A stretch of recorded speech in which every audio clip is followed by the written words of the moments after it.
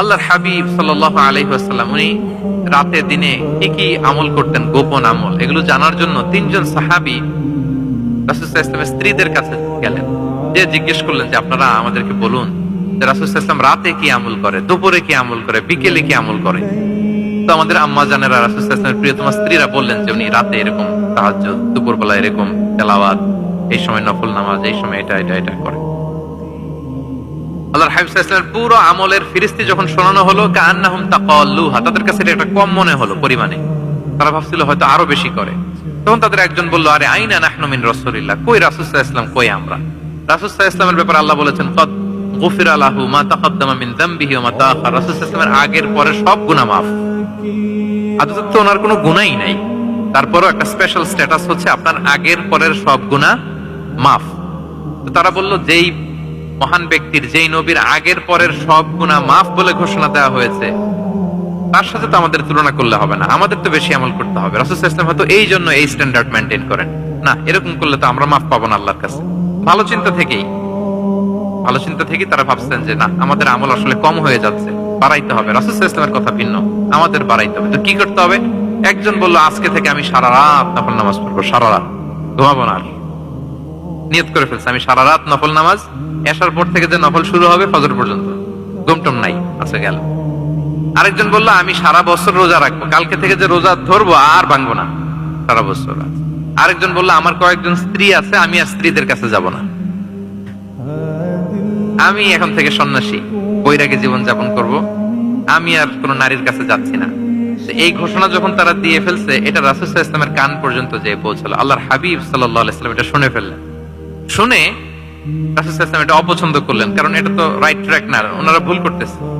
একটা ভরা মজলিসে রাসূল সাল্লাল্লাহু আলাইহি ওয়াসাল্লাম বললেন, আনতুমুল্লাযীনা কুলতুম কাযা ওয়া কাযা, শুনলাম তোমাদের মধ্যে কে কে নাকি এমন এমন বলছো।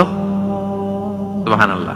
তিনি বলতে পারে, এই আব্দুল্লাহ দাঁড়াও, এই আব্দুর রহমান স্ট্যান্ড আপ, এই দাঁড়াও, তুমি নাকি এটা বলছো, তুমি এটা বললে তো ওনারা লজ্জা পেতেন না? সবার সামনে লজ্জা পেতেন। উনি এটা না করে কাজ হাসিল হয়ে যাচ্ছে, বললেন আনতুমুল্লাযীনা কুলতুম কাযা ওয়া কাযা।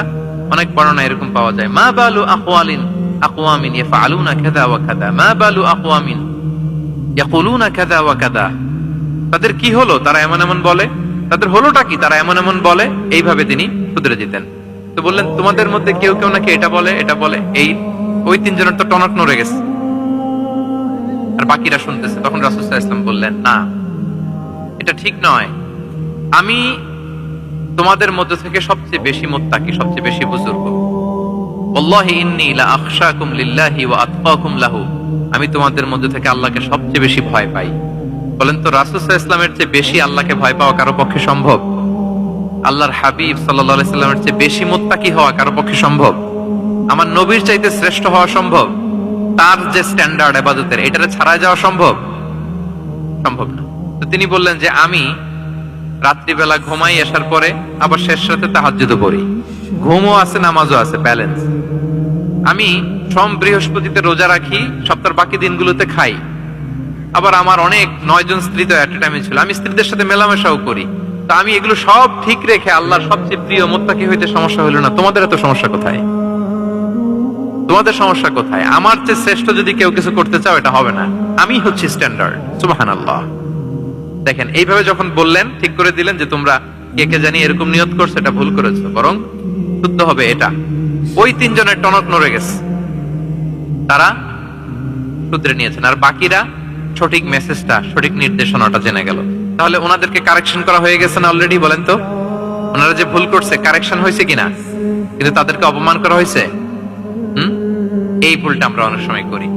অন্যের সামনে কখনো নিজের ছেলেকে, নিজের স্ত্রীকে, বন্ধুকে বা যাকে, হঠাৎ হাসির রোল পড়লো কেন? এখানে কিছু কমন পড়ে গেছে নাকি কথা নিজের জীবনের সাথে?